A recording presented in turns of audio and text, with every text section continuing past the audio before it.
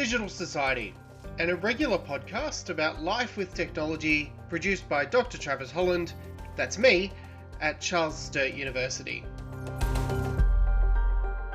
And now on Digital Society, we're turning the show over to students. In this episode, we're all about cyborgs and cyberpunk. You'll hear from Matt Adams, Matt Buckley, Ben Cullen-Ward, Bayden Girvan, and Emily Riches. Take it away. You are now listening to Cyberpunk, Digital Society and the Neon Revolution. I'll tell you why I want to destroy Arasaka, but I'll only tell you once. I saw a corpse strip farmers of water, and eventually of land. Saw them transform Night City into a machine fueled by people's crushed spirits, broken dreams, and emptied pockets. Corps have long controlled our lives, taken lots, and now they're after our souls. I've declared war not because capitalism's a thorn in my side or out of nostalgia for an America gone by. This war's a people's war against a system that spiraled out of our control. It's a war against the fucking forces of entropy. Understand? Do whatever it takes to stop them, defeat them, gut them. If I gotta kill, I'll kill. If I need your body, I'll fucking take it. Cyberpunk is a genre well known for blending punk culture and varying sci-fi concepts of the future and technological revolution. In most popular cyberpunk worlds, they give us the audience a dystopian future where powerful corporations dominate the world around us, controlling every aspect of our lives through unchecked capitalism and corporate colonialism. As values and morals are eroded through class division and dehumanization while the technological revolution sweeps society, leaving those behind that can simply not keep up. Or to simply put it, high tech, low life. Cyberpunk stories across our popular culture often have a common theme of the individual, usually the main character struggling against an oppressive system and their overwhelming resilience despite the odds. Characters such as Officer K of Blade Runner 2049, Johnny Silverhand of Cyberpunk, and Motoko Kusanagi of Ghost in the Shell navigate their way through the hostile environments brought about by these societies, through challenging authority and retaining the autonomy both as a person, but also as an individual in a world plagued by conformity. These acts of resistance can be akin to issues in the world of modern digital society, like cyber-libertarianism and the battle for individual liberty across the internet against both government and non-government entities. However, they can be also linked to the politics of the real world, like liberalist ideals such as personal interest and self-determination, not bound by authoritarianism and oppressive ideals. To quote the creator of the Cyberpunk 2077 universe, Mike Pondsmith, "Cyberpunk is not about saving the world. It is about saving yourself." The commodification of humanity and the human psyche is another key part of Cyberpunk that can be very much linked to why many of these characters kickstart their quote-unquote neon revolution. In a cyberpunk future, the product is you. Life expectancy and body parts can be bought, sold, and modified in a system where the divide between those that can afford these luxuries and those that cannot is the difference between a life of comfort and a life of pain and suffering. The pursuit of profit looms over the societies of these worlds, and a great example of this is the strange role advertising plays in both our world and cyberpunk worlds, and the warning it presents to its real-world counterpart. It can be summed up as evocative imagery at any cost, as the corporations of cyberpunk worlds do not care what they must depict to grab your attention if you engage with it. They win, forcing you to be both a product and consumer. This leads to corporations fighting to be the loudest and shocking, as corporations fight to steal both your time and money via engagement. You as a person living a content life is a threat, not only to that advertisement, but also the corporation, as these rely on us having a deficiency or providing them, making you feel like you are lacking something in your life, whether it be a lifestyle, image, or attitude. An interesting yet overlooked part of the cyberpunk genre is the alluring fatalism presented within the genre. In case you do not know what fatalism is, it is the belief that all events are predetermined and therefore inevitable. This idea of fatalism is present across so many interpretations of cyberpunk, as those of society who are not corporation and those in power are left with only one certainty, that you are predestined to be a cog in the machine until the end, as our humanity is peeled back to be nothing more than a consumer, or in other cases, a product. Despite the bleak and corrupt world, we are still yet drawn to it, thanks to the culture, aesthetics, and sense of escapism in the genre. much like the real-world internet. These factors draw us to cyberpunk despite the fatalistic recognition of the fact that you are doomed by playing off our real-world views on these topics. Cyberpunk gives us a world where it is no longer necessary for us to resist the splintering pressures of society and the digital revolution, because the fight is over, and all that is left to do now is to simply give in and let go. While on the other hand, the culture and the aesthetics of these worlds lures us in by giving us all these tools to be whatever we wanted. In a sense, as these worlds, you can dress and be whatever you want. Want to look like a futuristic ninja? You can do that. Want to look like a noir detective in a modern world? I mean, just look at Deckard from Blade Runner. It is all possible, as a reflection of fashion into culture merges into one big melting pot, and giving everyone an option and subculture to associate with, no matter how niche or accessible. This has been Cyberpunk, Digital Society and the Neon Revolution. Thank you for tuning in. I've been your host, Matt. And remember, it's now time for us to go wander the neon streets and hopefully don't run into trouble. Thank you. Looking back, the cyborgs we've recognised have come from sci-fi. I'm talking characters like Darth Vader. I am your father. And the Terminator. I'll be back. In the sci-fi definition, these characters have been mechanically and electronically advanced or repaired. But how does this look in the modern world? In this segment of Grandma Are You a Cyborg, I'll be diving in and comparing the sci-fi definition and the modern medical equivalent. We'll look at the history of a range of devices that help you decide if your grandma is truly a cyborg. I'm bringing you deeper into the science journals and the sci-fi movies. I'm Matt Adams, and honestly, in the past, I've questioned if my granddad is a cyborg. Like, what does that pacemaker do? Today, we'll find out. Grandma, are you a cyborg? A cyborg, short for cybernetic organism, is a hybrid of artificial and organic parts. This fusion can replace or augment natural functions to increase capabilities or make up for deficiencies. It can take the form of straightforward medical implants, like we'll discuss today, or more intricate robotic upgrades. Let's start with a range of implantable electronic medical devices and see if they can make you, or the topic of this podcast suggests, your grandma, a cyborg. Since implanted electronic medical devices integrate artificial components with the body to improve or restore its function, they can theoretically turn a person into a cyborg. This includes devices such as cochlear implants and pacemakers, particularly when these devices are essential for day-to-day life. And those two devices are exactly what got me interested in this topic. So let's start with those. The development of pacemakers started in the late 1800s with John Alexander McWilliam presenting preliminary ideas in 1889. Lithium batteries were introduced in the 1970s, which improved dependability. In the 1980s and 1990s, microelectronics produced smaller programmable devices. Leadless pacemakers and remote monitoring functionalities were launched in the 2000s. By delivering electrical pulses to control the heartbeat, pacemakers reduce symptoms, including weariness and vertigo. By stabilizing heart rates, they enhance life quality and avoid sudden cardiac arrests, allowing Granny to lead more active lifestyles and carve up at aquarobics. When the heart's natural rhythm is too slow, too rapid, or too irregular, pacemakers stimulate heartbeats using electrical impulses to keep the heart at its healthy level. All things considered, pacemakers greatly improve health outcomes, lengthen life expectancies, and elevate the human experiences. These devices represent the core idea of a cyborg, fusing human biology and technology to enhance functioning and health.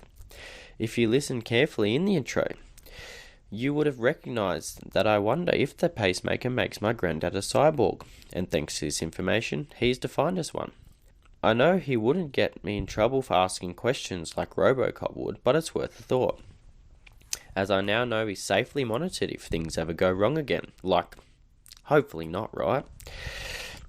Moving on to another device that I think fits our definition of a modern day cyborg. This comes pretty quickly to mind, and that is a cochlear implant. That brings the power of hearing to those who have sadly lost it or haven't been given the ability to hear. Over the years, those in heavy industries, our war heroes, and those born deaf have had their hearing restored by cochlear implants. I say restored, as past devices such as hearing aids only amplified the sounds and never gave back someone's complete hearing.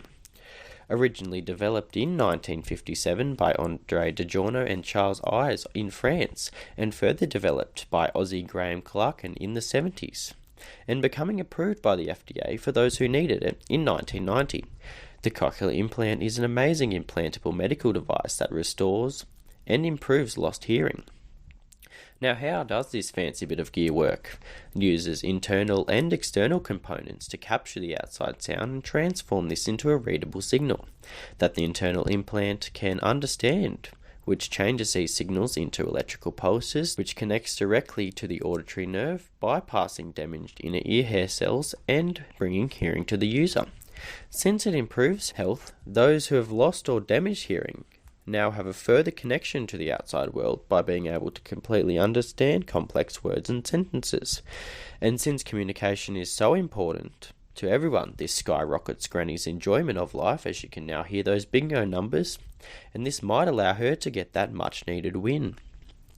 If your grandma has a cochlear implant and pacemaker installed, she is pretty safe and has an improved life thanks to these life-changing devices. Now, she may not be crime-fighting advanced robot, but she can now hear and understand what us young Gen Z young'uns are on about. And thanks to a handy pacemaker, she can be monitored if the crazy new era stuff may cause her heart to jump a bit. It doesn't fully fit the definition, but an honourable mention before I move on to the final and most modern cyborg example. Let's look at the effect of our devices such as iPhones.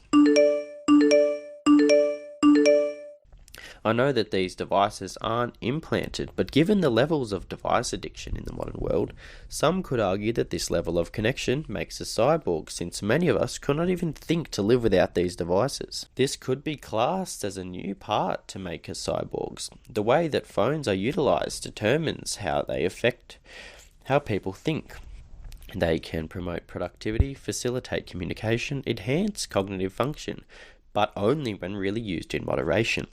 However, using a smartphone excessively might have negative issues, including social isolation, diminished attention span, and overall distraction. In our final example, we look at Elon Musk's Neuralink and what it offers us in the future, as by far this is our closest example of what we have to imagining the advanced cyborgs of sci-fi movies in our current modern world. In recent trials, a Neuralink has been installed into the brain of a quadriplegic patient, and it looks great into the future. It shows with the first human trial that the user can control a mouse on a computer monitor simply by using his mind, not with eye tracking, but complete mind control. But how does this look into the future? Will we see the ability to control limbs or other objects from the mind? Will this have positive effects for a patient of this kind? Or will it have negative effects? Will it be utilized for warlike actions such as Avatar? Or will it allow us to move in an out-of-body experience like the Matrix? While many of these far-fetched ideas and views of cyborgs come from sci-fi movies, it is still very important to understand how this correlates to cyborgs in contemporary society. Through implantable medical devices, grandma can be a cyborg in theory. Maybe not the advanced robots we imagined, but the technology we have talked about today improves the human way of life for the better. And that's all the cyborg needs, in my opinion, at the moment. Until next time, you've been listening to Grandma, Are You a Cyborg? Join us next time as we look into the next software update of Cyborg Grandma. My research suggests that she might be able to figure out her iPhone this time. Thanks for your company. I've been Matt Adams. I'll see you next time. I'm Grandma, Are You a Cyborg? A Charles Sturt podcast production. Hello, I'm Bayden Girvan, and welcome to The Perception Question, a podcast segment involved in a collaborative media landscape with fellow students, where we ask the question, why do we perceive things the way we do? In today's short podcast segment, we will be talking about how the human perception of a dystopian future has created the infamous cyberpunk genre. Just putting it out there before I begin, a lot of what I talk about is based on theory, not facts set in stone. Nonetheless, I hope you enjoy this short segment. According to the Cambridge Dictionary, dystopian is defined as relating to a very bad or unfair society in which there is a lot of suffering. From neon lights, dark atmospheres, bassy music, punk music, fluorescent cities, cyborgs, flying vehicles, advanced weaponry, cybernetics, AI. These are all features of the cyberpunk genre. And there is something about this genre, this vibe, that this atmosphere creates to draw us as viewers in without realizing the true impact of what we are viewing in that current moment. Personally, I've always been a massive fan of the cyberpunk genre of fiction, ever since I was young, which can be traced back to my love for The Running Man, a movie with Arnold Schwarzenegger that my dad showed me as a child. This movie was so charming and encapsulated me in its cyberpunk-esque world, which honestly acted as an inception for my curiosity towards the future. But who knows? Maybe I even became conscious after watching that film for the first time. But I digress. Cyberpunk, which is a subgenre of sci-fi, can be traced back to the 1960s and 1970s, where a British sci-fi magazine called New Worlds published a number of stories that would be the prototype for the dystopian genre. Since then, the genre has only expanded in popularity and influence with the help of media such as the infamous novel known as Neuromancer, the movie Blade Runner, and anime such as Akira, Ghost in the Shell, and one of my favourite video games, Cyberpunk 2077, with much more to mention. Cyberpunk is such a popular genre due to the fascinating questions it makes the human mind ask, such as, is a future like this really possible? Or, what could our future society really look like as technology advances alongside our minds? This all connects to Thomas Lombardo's theories and studies around the evolution of future consciousness and contemporary futurist thought, where as we evolve, our ideas of the future do as well. This theory is so fascinating to me, especially as I feel like this idea of an ever-evolving perception of the future may in turn impact the creation of our own future through our prior perceptions in human futurist thought and future consciousness. The dystopian genre of fiction has always enticed me. Despite the scary nature of the genre, there's always been something so intriguing with dystopian fiction. Cyberpunk truly taps into the ever-dystopian presence of uncertainty, and that is why I love it so much. So, when it comes to the human mind, we must ask, how was Cyberpunk created? Well, I believe it's quite simple. As humans, we are always theorizing what our future may look like, and Cyberpunk is absolutely no exception. And this is called contemporary futurist thought. When we residing in the current generation think of the future, as well as theorize its potential, we mainly think of things like flying cars, advanced robots helping us in our day-to-day life, deep space exploration, unlimited power harvesting of the sun or our planet or wind. However, in the past, this was likely different. The concept of technological progress is really only a new concept introduced around the 1800s, which is when the sci-fi genre was about created. So the concepts we think of now likely did not even cross the minds of those living in the 1800s, which is quite similar to those in the 1960s and 1970s. The way that their future could be imagined was what created the cyberpunk genre. Quite similarly, a French artist in the 19th century predicted the future through art on postcards, a future that turned out to be completely inaccurate, but was inspired heavily by French sci-fi writers at the time, which truly filled the French imagination. What was depicted on these postcards were interesting gadgets that never came to be. They were more steampunk than cyberpunk, and I am not going to get into that genre today. Really, cyberpunk in hindsight could be the same sort of concept. Cyberpunk is the artistic interpretation of the future from the mid-20th century, which is actually a rather good thing. The development of future consciousness allows for improved critical thinking, a great enhancement in philosophical understanding, and the facilitation of cosmic consciousness. And this all comes from Lombardo studies. Just for clarification, cosmic consciousness can be defined as having a higher form of thinking and consciousness not possessed by your average person. And this comes from studies and theories conducted during the early 1900s. Not only has these thought processes created the cyberpunk genre in the past, but it has also created the more modern sci-fi concepts in the exact same way. A great example of this in the media is more modern films such as Interstellar, which would have never been created by Christopher Nolan without a greater understanding of our future's potential. That is why our perception is so important, especially when these science fiction concepts are based in reality. If you do not know what Interstellar is, it is a science fiction film released in 2014 based around an ex-pilot living in a dystopian future where Earth is uninhabitable. And yes, dystopian. Again, a majority of these movies based in our future are dystopian, which is a direct reflection of our negative perception of Earth's future, just like cyberpunk.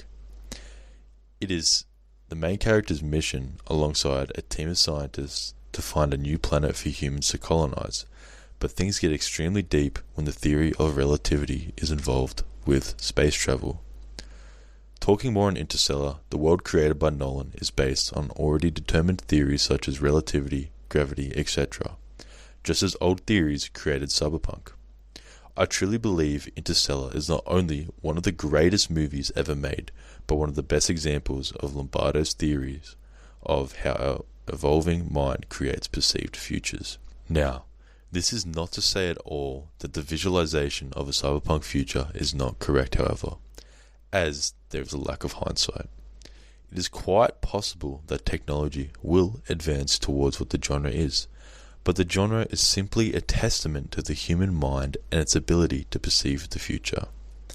Many cyberpunk central concepts such as cyber authoritarianism, transhumanism, corrupt AI, etc., are based on very grounded possibilities. One thing that has always interested me in cybernetics and transhumanism, which is a heavily used theme in this genre, the thing about it is that it is being introduced today with things like VR, assistant AI, and most similarly Elon Musk's Neuralink, which is basically a transhumanism cybernetic enhancement. A piece of technology like Neuralink terrifies me, as it reminds me of technologies found in cyberpunk media. Cyberpunk 2077 especially has a focus on this transhumanism, with doctor-like figures called Ripperdocs, who are individuals who are masters in enhancing the human body with cybernetics. Cybernetics very similar to that of Neuralink, in fact, alarmingly similar. Many of these enhancements consist of optical enhancements for scanning technologies, brain enhancements, as well as weaponry literally attached to limbs through cyberpunk technology. Is the thought of this not terrifying for you as well? Well, it is for me. I digress. What waits in our future is terrifying as technology continues to evolve. But what I'm saying is, cyberpunk is a true testament to how we, as a species, imagine and create our futures through futurist thoughts and perceptions. Thank you for joining me. Sound effect credit goes out to Pixabay, and music credit goes out to Toby Fox and Materia Music Publishing. Cyberpunk.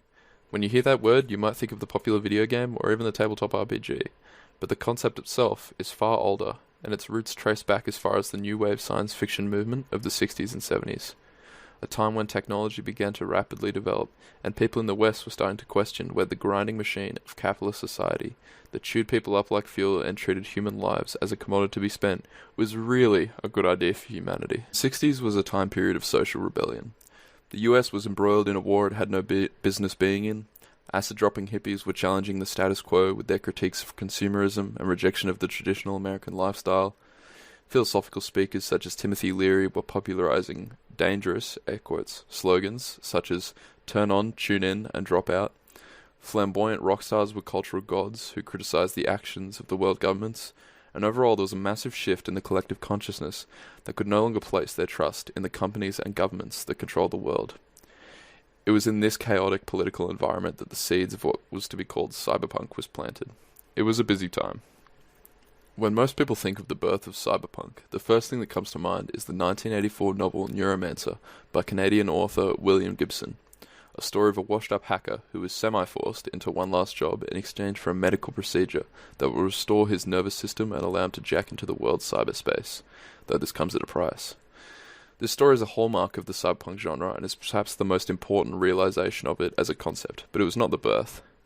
The reality is that there was no single conception of cyberpunk, but rather an amalgamation of hundreds of different creations over time. Philip K. Dick's 1968 novel, Do Androids Dream of Electric Sheep, explored empathy and meaning in a decayed world where humans create pseudo-living androids.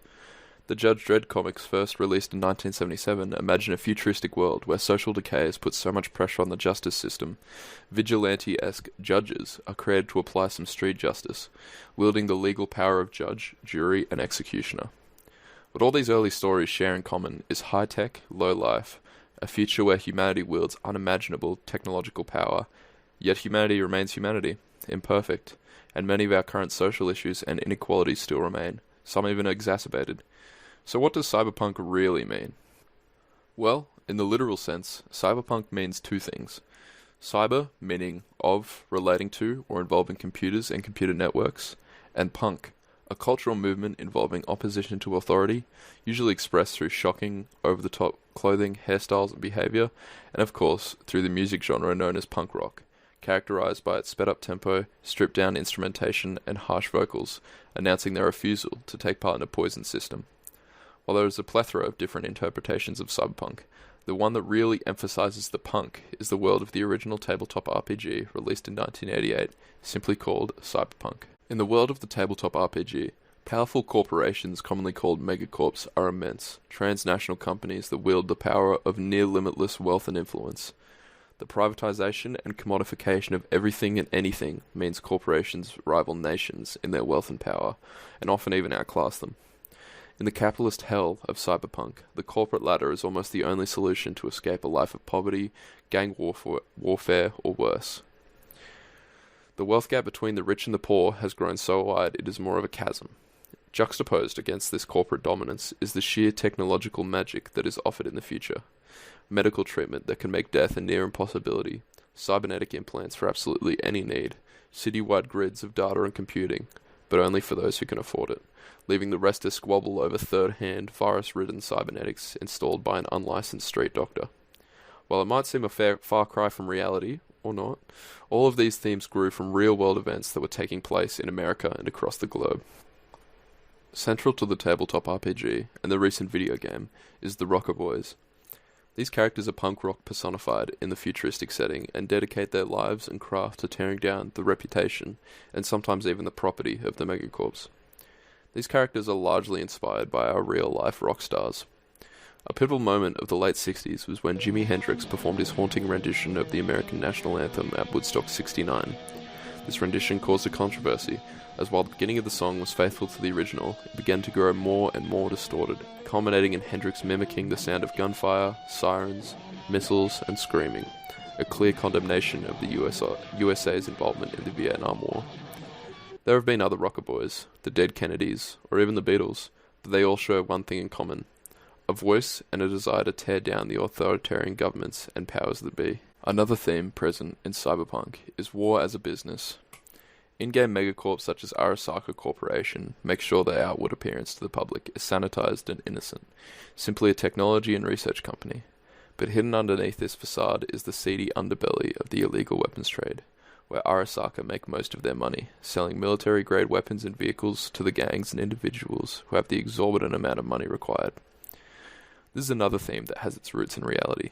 As a global superpower, the USA ranks the highest globally as an arms manufacturer and has historically expressed its power through its military might. In fact, the US has been at war for 222 out of 239 years of existence, or 93% of existence. Sustaining a country or corporation through the continuous business of bloodshed is a grim reality in Cyberpunk 2077, as well as in our world. Fans of the genre often draw connections from the in-game Arasaka company to the real-world BlackRock Corporation, an investment firm worth over $110 billion that manages over $10 trillion worth of assets. This massive financial power BlackRock holds and its past controversy involving investments in fossil fuels and the weapons trade have painted them as a real-world Arasaka, valuing the bottom line over human lives or the environment. Humans paint their worries and ideas for the future in fictional worlds, and it is through these worlds we can explore meaning and life in different realities. Still, it is important to remember that everything exists in the context of the present and everything that came before it. History tends to repeat itself. When contemplating the future of humanity and what direction we could go, it is important to look to the past to see the paths that our society has been walking for decades now. Have you ever felt like you're being listened to? You know, where an ad pops up on your phone after a conversation you recently had with a friend? You're not crazy, it's probably true. We're going to deep dive into it. Welcome to episode 1 of We're All Cyborgs. My name is Emily Riches. I'm a student at Charles Sturt University, a full-time dog mum, and now a podcaster. We're all essentially cyborgs these days, with our iPhones, Apple Watches or Garmin's, AirPods or Beats, our Google Homes and our automated coffee machines. We're constantly attached to an electronic, or at least using one. But what are the concerns with this? In the world that we live in, there are listening devices all around us. In 2011, Apple introduced Siri to the world, the first virtual voice assistant. This was soon followed by other devices such as Google Now, Microsoft's Cortana, and Amazon Alexa in 2014. More and more seem to be coming onto the market with smart TVs now that await our command. They're listening to us. That sounds crazy, right? Ariel in Always Listening Technologies, Who is Listening and What Can Be Done About It, calls these Always Listening Technologies. She explains, people love the technological convenience of being able to control electronics by voice commands, but are far less keen on the prospect of companies overhearing them do so. She further explains that the FBI have eavesdropped in the past through these very technologies, specifically when investigating organised crime, child pornography, or terrorism. That seems fair, right? I mean, those are horrible crimes, and I'm not a criminal, so why should I care? It's about the fact that they can do that through those technologies. This all comes down to one thing: data. We are numbers, and we are sales. The Netflix documentary, The Social Dilemma, has a very famous line that I often connect to this topic. If you're not paying for the product, then you are the product. Let's just think about that for a second. Yes, we do pay for these listening devices, but what about everything else on it? Are our apps listening? Let's start with the obvious. Siri. I wondered how much she, and I say that loosely, knows about me. So I asked her. Let's have a listen. Hi. Who am I? You're Emily, but since we're friends, I get to call you Emily Riches. What is my age? I don't know your age.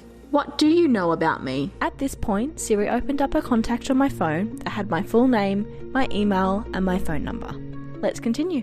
Where do I live? Your home address is 118. What are my interests or hobbies? I found this on the web. What is your job? I'm a virtual assistant. That means I get to help people and talk to you. It's a pretty great gig. Who do you work for? Oh, Captain, my captain, you're steering this ship, Emily. Where does my data go? Data is stored on various media in files or databases and is generated and consumed by software applications, which in turn support business processes. This answer is from wikipedia.org. Are you always listening to me? I respect your privacy and only listen when you're talking to me. You can learn about Apple's approach to privacy at apple.com. So, Siri didn't know too much, or at least she didn't tell. A few interesting points are that she didn't note that she worked for Apple until I brought up privacy concerns, and for most questions, she referred to search engine sources. Data collection and whether our phones listen to us isn't just about the device itself, it's also the applications on the device. Remember the quote earlier about us being the product? Well, this is how. Most applications that we download onto these listening devices ask for microphone access for various reasons. Some are obvious, like TikTok and Instagram needing access for videos, but for some, maybe it isn't so necessary. The problem isn't that these apps need access, it's about what they're doing with this access. Kroger and Ranshake note that Android and iOS apps with microphone permission can not only record audio at any time while they are active, such as running in the foreground, but also while they're in background mode. Again, who cares? I'm not doing anything wrong that the FBI is listening into. Well, corporates could be listening in and selling your data, information, and goings to a third party. Surely that can't be legal. Well, you're probably agreeing to this. Kroger and Ranshake also found that before an app can access microphones in Android and iOS devices, permission has to be granted by the user. However, people tend to accept such requests blindly if they are interested in an app's functionality.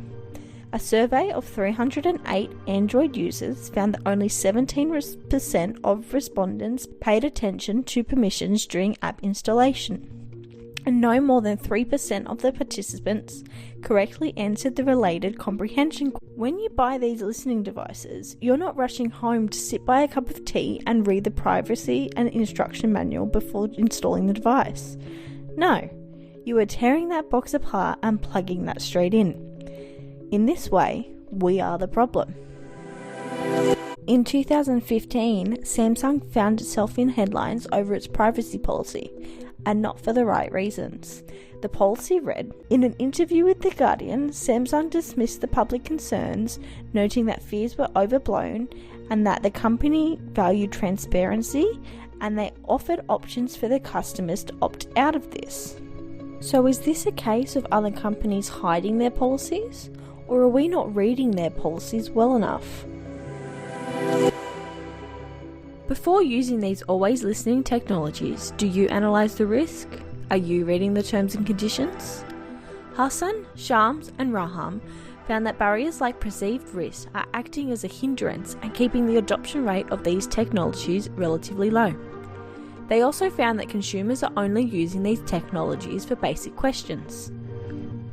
Woods, an alternate study, defined Siri and Alexa as surveillance capitalism, devices that provide care labour through administrative tasks and caregiving. The study states, Siri and Alexa represent both an intoxicating proposition and an existential threat to users. One thing remains clear, there has been and continues to be suspicion surrounding these devices.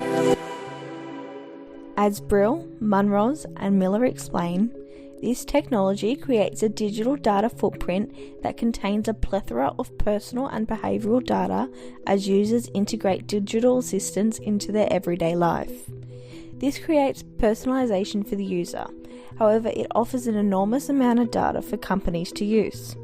I guess it's our choice as consumers whether this convenience of personalisation outweighs the risk of our data being used and sold. Whether we use these systems or not, with the advancements of technology, there are data breaches, from the very recent Ticketek and the enormous Optus outage. However, it cannot be concluded whether these technologies are listening to us, outside of when we call upon them to do so. Kroger and Reich note, despite significant research efforts, no evidence was found to confirm the widespread suspicion that firms are secretly eavesdropping on smartphone users to inform ads. To the best of our knowledge, however, the opposite has not been proven. What do you think? Could companies actually be listening to our conversations in the background? Should this be more regulated? Or are targeted ads genuinely just finding the right audience? Either way, it is our job as a consumer to read the privacy policies, the terms and conditions, and to make the choice where the convenience is worth risking our privacy. Please let me know your thoughts. From your host, Emily Riches, a Charles Sturt University student. You have listened to episode 1 of We're All Cyborgs. Thank you. Thanks to my students for their thoughts on Cyborgs and Cyberpunk. You heard from Matt Adams, Matt Buckley, Ben Cullen-Ward, Bayden Girvan, and Emily Riches. Thanks for listening. Background music by Audio Coffee.